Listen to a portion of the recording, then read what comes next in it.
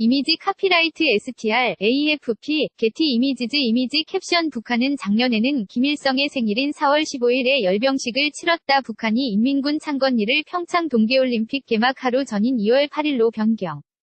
하고 열병식을 준비하는 정황이 포착되면서 우려가 확산되고 있다. 북한의 인민군 창건일이 왜 바뀌었는지, 열병식을 치르면 무엇이 문제인지, 북한이 과거에는 어떻게 했는지에 대한 주요 논점을 4가지로 정리했다. 북한은 40년 전에 지정했던 날짜로 건군절을 되돌렸다. 조선중앙통신은 노동당 중앙위원회 정치국이 조선인민군 창건일을 2월 8일으로 지정하기로 결정했다고 23일 보도했다. 흔히 건군절로 일컫는 인민군 창건일은 40년 동안 4월 25일로 지정돼 있었다. 북한은 정규군으로서의 인민군이 창설된 1948년 2월 8일을 창건일로 기념하다가 1978년에 이를 바꿨다. 김일성이 1932년 4월 25일 빨치산 유격대를 만들었다는 이유에서였다. 이를 다시 2월 8일로 바꾼 것이다. 북한 노동당 중앙위 정치국은 이번 결정문에서 2월 8일은 조선인민혁명군을 정규적 혁명무력으로 강화 발전시켜 조선인민군의 탄생을 선포한 역사적인 날이라고 말했다. 정치국은 기존의 건군절인 4월 25일은 조선인민혁명군 창건일로 지정할 것이라고 덧붙였다. 김용현 동국대 북한학과 교수는 이를 두고 김일성 김정일 시대에 기대지 않고 김정은 체제를 본격화하겠다는 의미라고 조선일보에 말했다.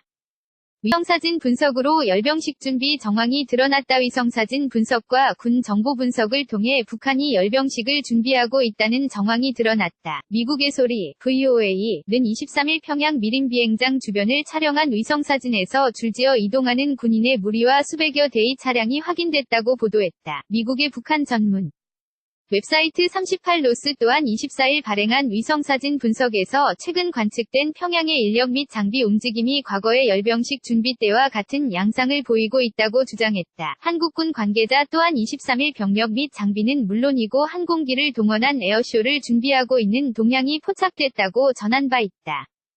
평창올림픽 직전에 열병식을 하면 평화올림픽의 의미에 영향을 미칠 것이다. 북한이 새로 지정한 건군절인 2월 8일에 열병식을 실시할 경우 이는 바로 다음날 개최되는 평창 동계올림픽의 평화로운 진행에 영향을 미칠 가능성이 높다. 북한은 통상적으로 열병식을 할 때마다 새로운 무기체계나 신규 창설 병력 등을 뽐내곤 한다. 북한이 작년부터 꾸준히 핵무력 완성을 김정은 정권의 치적으로 치켜세우던 것으로 미뤄볼 때 이번에 대규모 열병식을 치를 경우 핵무력을 과시하는 행태를 보일 수 있다. 이는 김정은 노동당 위원장의 신년사로 북한의 평창 동계올림픽 참가 논의가 물꼬를 트면서 간만에 조성된 화해 분위기를 크게 저해할 수밖에 없다. 북한에 대해 특히 강경한 입장을 보여온 자유한국당은 평창 올림픽을 고려해 한미 당국이 합동군사 훈련을 연기했던 것을 거론하면서 정부가 북한의 열병식 중단을 요구해야 한다고 주장했다.